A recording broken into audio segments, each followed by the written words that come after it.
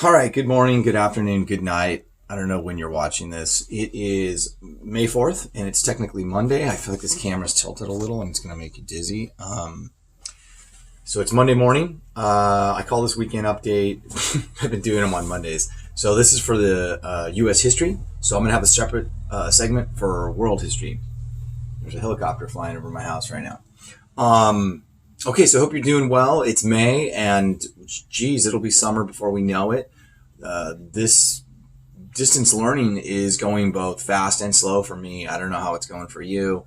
In some ways, it's slow because I miss being on campus, but on other ways, because I'm not in a traditional structured campus setting where we show up and it's Monday and it's Tuesday and then Wednesday is late start and there's kind of a framework. This is one day just kind of runs into the next. So I don't know how you're doing, but it's been kind of surreal for me. Nonetheless, I'm going to briefly talk about what we're doing this week.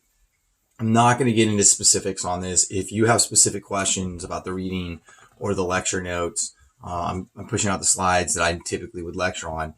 Just shoot me an email. And if you need to Zoom with me or whatever, we can work that out, but I'm always available. So I'm going to give you a brief overview. And the overview is this. Last week we jumped into civil rights and the World War II ended. And I want you to remember, as African-American men came back from fighting for the country, they were stunned that the Jim Crow system was still in place. They thought that fighting for against fascism and Nazism, that this would kind of create a situation that was more equal. Now, without getting too wonky and too far back, Civil War ends and the 13th, 14th, and 15th Amendments were amended. And these were, in a nutshell, gave African-American men the right to vote and to citizenship, kind of reaffirmed what was in the Bill of Rights. But that doesn't happen, especially in the South, it doesn't happen. And so this movement begins and it kind of develops into the civil rights movement. And there's a couple important things. We'll look at Emmett Till. We'll also look at Brown versus Board. And we'll also look at Mendez versus Westminster. That's kind of a case here locally that was prerequisite to Brown versus Board. And excuse me, we're going to be looking at a lot of stuff. But the big picture, as you go through the lecture notes, and I'm kind of just running through them here really quickly, is we're going to look at Little Rock, 1957. You're going to want to look at the Montgomery bus boycotts. We have that in there as well. We're going to be looking at something called the Soul Force, which is pretty dang cool. I don't know if you're a Star Wars geek and you're into the Force. The Force is with you. MLK came up with this idea of the Soul Force, and it's the Soul Force is this idea that he based it in historical Christ, Henry David Thoreau, Philip Randolph, and Gandhi. And it was this idea that you resist, but you resist peacefully. And imagine if somebody came up and slapped you in the face just out of nowhere or pushed you on the ground. Your natural instinct is to get up and be aggressive and fight back.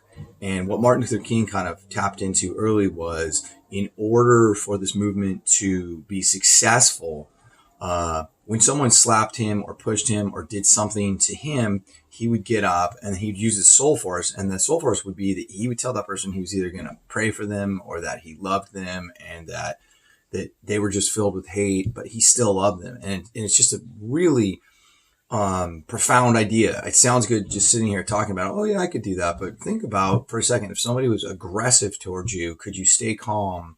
And could you just tell that person that you cared for them? And you would, so he was like, don't meet hate with hate, meet hate with love and understanding. So we're going to look at that as well. I'm just kind of just zipping through here. Oh, we'll look at the SCLC, the Southern Christian Leadership Conference. We'll look at that movement. We're going to look at sit-ins. Sit-ins were a form of civil disobedience where you would just sit into a restaurant, and if you weren't allowed to eat there because you're African American, you would just sit in and try to order food and not do anything. And then eventually they would physically remove you. What else are you going to be looking at? Integrating Ole Miss, Birmingham. Look at the youngest president ever elected, JFK, 43-year-old. And what was interesting about JFK, and this still stands true, he is the only Catholic to ever be elected. So it's always been WASP, white Anglo-Saxon Protestant. Well, that's not true because Obama was African American, but he is the only Catholic to ever be elected non-Protestant. We're also going to look at the March on Washington. We'll look at Martin Luther King, his famous "I Have a Dream" speech. I want you to take a look at that. We'll look at the Civil Rights Act of 1964, which is important, and we'll also look at Selma. But what's more important is the 1965 Voting Rights Act. Civil Rights Act was great, but the Voting Rights Act it gave people in the civil rights movement, it gave them teeth, like it gave them something they could actually use, meaning going to the ballot box. I'm also going to show you an interesting little video. You probably know who Oprah Winfrey is. She was in a film, and I'm drawing a blank right now. It's not, I think it is Selma. But it's the opening scene. It's only like 2 minutes, and I'm going to have you watch that little snippet. It's pretty cool. It shows how when somebody goes to register to vote and they're disenfranchised. So it's like a 2-minute clip. Take a look at that. It's pretty cool.